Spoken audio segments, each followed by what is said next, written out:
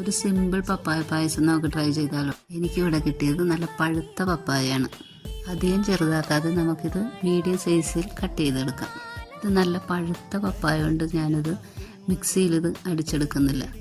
ഇത് ചട്ടിയിൽ തന്നെയാണ് ഞാനിത് ശരിയാക്കുന്നത്.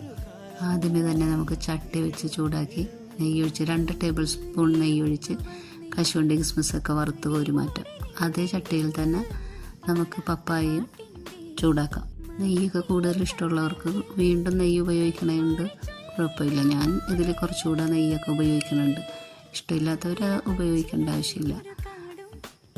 നല്ല പഴുത്ത പപ്പായ കൊണ്ട് നമുക്ക് അധികം സമയം എടുക്കില്ല, വേഗം ശരിയാവും. നല്ല മധുരമുള്ള പപ്പായ കൊണ്ട് ഞാൻ ആവശ്യത്തിനുള്ള ശർക്കര നീരാണ് അതിലൊഴിച്ചിരിക്കുന്നത്.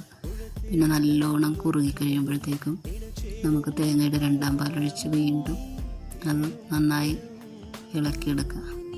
അത് കഴിഞ്ഞ് നമുക്ക് തേങ്ങയുടെ ആദ്യ പാൽ ഒഴിച്ച് നല്ല പായസത്തിൻ്റെ സ്മെല്ലൊക്കെ വന്നിട്ടുണ്ട്.